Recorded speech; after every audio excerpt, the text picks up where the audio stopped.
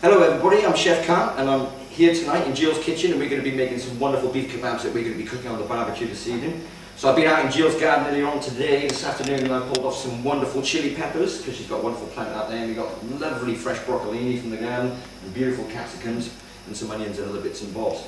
So first of all we're going to make our marinade, and what I'm going to do is just slice this chili pepper pretty much lengthwise. We're going to pull off, see all them seeds in there, you want to take all of them out, put them into the bin. And then we're going to chop just this one piece up because it's all we need. And we're going to chop this up really nice and fine. And then get that into our little bowl here. And the thing is with that toxins that's in your blood just come flooding out in your sweat. So anyway, that's just about right. We'll get that in there.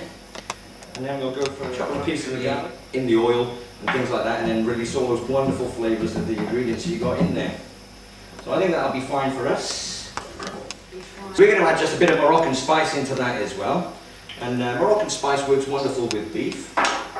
And also what we're going to add is just a little bit of, whoops, there goes a little bit of Cajun seasoning in as well. This Cajun seasoning has got a heap of blends of herbs in there and also different spices as well. So we're just going to give that a little swirl, let them flavours really permeate in the olive oil, and then we'll come back to that just a little bit later. What we're going to do is we're going to take some mushrooms, and I've got a few here which I've washed, and these are Swiss browns, but you can use pretty much any variety of mushroom that you like. Stick them, they'll be able to stick on the skewers, they won't break off and they won't fall off when we're cooking. Alright, and then we're going to, what else are we going to put on these? We're going to get some wonderful red capsicum. And this is the tip: when I cut capsicums, I always cut directly in half to start off with, so when it splits open you've got the stalk end at the top and all the seeds in the middle. And then what I do as well then is I give it a good scrape out, just like I did with the chili pepper, and also a tap as well to get rid of any excessive seeds in there. And also what I'm doing as well is pulling out all these little white bits that are inside the capsicum as well, the pithy bits, that's not what I call them. And well, these are not really that good to eat, so. And they will also be nice and colourful, same with the greens. So we're cutting that again, pull out the centre, give it a good tap, pull off all the white bits, and then we'll cut it up to around about the same size pieces as we have with the green ones. Alright. Mind you, be careful, viewers at home or viewers online. I am a trained professional, so as you can see I'm being very quick with the knife there, but you please be careful when you're doing this yourself at home, because knives are very sharp and they're dangerous. It's always best to use a really sharp knife as well, because you're more likely to cut yourself if the knife is blunt. So, we just give our chopping board a bit of a while, and also our knife. Alright, and then comes to the flavoursome bit of the dish, which is the onion. Now when I'm peeling an onion, I always start with the top end first, and the reason being is because there's not as much juice in the top end as there is the bottom. In India and some places in the Philippines as well, they actually take this bit of skin when they've removed it from the first onion, and for some strange reason they hang it by the side of their ear, and they reckon that then wards off the evil onion spirit and stops your eyes from watering. But you know, I think that's just the way it is. Peel the top bit first and the bottom bit last. That's where all the juice is in the bottom bit where the root is. And I'm pretty sure also the bench. And we're using a wonderful cut of beef this evening. We've actually got some beautiful eye fillet from Gippsland. And I'll just change it on my chopping board as well. It's the fat end or the large end of the eye. How we can cut these up. We'll trim it down. I'll take off a couple of steaks because I'm going to keep them for another day. And then we'll dice up the rest. So you see the natural split in the eye, just underneath the sinew there. And as you can see, I'll drag my knife all the way down and just remove that piece of sinew. And I mean, it's pretty important to do this because these pieces of sinew that are on the eye fillet can be very tough when you cook them. And of course, the eye fillet is the most tender part of beef that money can buy, and you don't want these bits on there because it just ruins the steak really. So there you go. We've removed them sinewy bits. I mean, sometimes as well, it depends on the individual, everybody's different. These sometimes little bits of fat on there you can leave on because they will render out when cooking, but I'll just trim them off as well.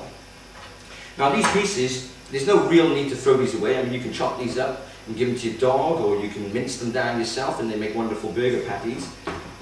Or even just if you have enough of them, you've collected enough of them over a period of time with other meat scraps or bones, freeze them down, defrost them, and then saute them all off or roast them in the oven, and then you can actually make a good stock out of these as well. And I'm not really a big fan of wasting meat, so I'll put them aside for the dog. So where we have now the separated pieces of fillet, I'm going to take 2 filet mignon steaks. Just dice these up into large bite size, maybe 2 bites per chunk, but they will shrink a little bit when you cook them. So we'll just set them aside as well. And then once this is cut, we'll start to build our kebabs. And what I've got here are these wonderful kebab skewers, and you can pick these up at any good catering hardware store or even supermarket these days. You'll find them hanging up on a shelf in a packet, and they're not very expensive either, and they do last for a very long time. And these ones I believe are galvanized so they don't rust.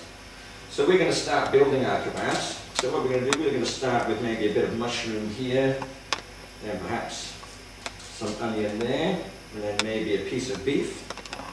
And then we'll slide on a piece of green capsicum. Ooh, maybe another bit of onion. You can make these as large or as small as you like, but I tend to go for maybe three pieces of beef, maybe 4 pieces of beef on each skewer. You get a bit of red capsicum there as well. And you can also use as well different coloured onions for this as well. You can also use red onion, which looks quite attractive. And then go for another piece of beef. And the onion, when you cook these on the barbecue, gives it a real awesome flavour, you know. Absolutely delicious. And perhaps we'll go for another bit of green capsicum in there. Maybe 1 more beef. 1 more onion. Isn't this looking delicious? And I think we'll just finish it off with another bit of mushroom. So I'm going to carry on now and make up the rest of these, and while I'm doing that, you guys go and take a break. Okay, so here we are now, we've got them all ready. These are all our kebabs ready. And I've just set one aside here because I'm going to just season this up with a bit of salt and pepper and just regular olive oil, because this one's going to be for a child, so no spice for the children. So we'll get our lovely black pepper, just a little twist, and the same also over our kebabs. And make sure you give them a nice good season. A good sweet, a good twist of sea salt as well. That'll bring out all the flavours in the vegetables. So just a good seasoning. So we're going to go to our adult kebabs here, and remember our marinade that we made earlier on. If you smell that now, all those flavours have really permeated into the oil. And we're just going to give them a light drizzle just over the top of each one, and allow it just to fall to the bottom. And then what we're going to do is we're just going to toss them around a little bit then in the residual oil on the plate. And I think that will just be heaps of seasoning. There's no point in overdoing it with kebabs, because when you get them on the barbecue, all of this seasoning will start to discolour or turn black if you put too much on there. So I only like to put a little bit, and also as well just a little bit of oil, because you don't want to add any extra flames when you're cooking this meat. Alrighty-o. And again, then for the child's one, we just take a little dribble of olive oil just to keep it moist and to stop it from sticking to the grill. And that's perfect. I think we're just about ready to go outside now and whack these on the barbie. And what we're going to do is we've got the broccolini here. I'm just going to drop that into some boiling water just to quickly blanch it off, and then toss it through some lovely butter. And then in the oven as well, I've got some potatoes roasting off, and we're going to cut them into wedges a bit later on, season them up a little bit, and then I think we're all ready to eat. So, off into the garden we go. We're just going to cook the kebabs. Okay, so we're out in the garden now, and I've got a barbecue just ticking over nice and fiercely hot here. And what we're going to do, we're going to cook these on the flat piece of the grill. So I'll just take the child's one, and we'll put that at the top, out of the way, so it doesn't get confused with the flavour as well, and pick up any of this hot spice that we're going to have as the adults. So we'll just pop these lengthwise straight onto the barbecue. And I can smell them going already. Absolutely fantastic, beautiful. And then what we do with any leftover marinade is, what I like to do is just pour it over the top of the meat, just so none of it gets wasted and we get all them lovely flavours. Awesome. So we're going to leave these on here to cook. We're just going to turn them over every now and then we'll come back to them when they're ready, and then they'll be almost ready to eat. Awesome. And then what I'm going to do, just to finish these off, so I've been over to Gillian's lime tree over there, and I've just pulled off a few limes, so I'll juice these up just right at the end, and just give a little bit of squeeze of the lime juice over them, just to finish off that wonderful flavour. Alright, so I'll close the lid, and just let them cook for us. So I've just juiced my limes, I've just turned these babies over, and what I'm going to do is just pour off my lime juice, a little over each one, just to really bring out them spices. And also this lime juice will caramelise a little bit as well, giving just a little bit more colour to the kebabs when we're finished.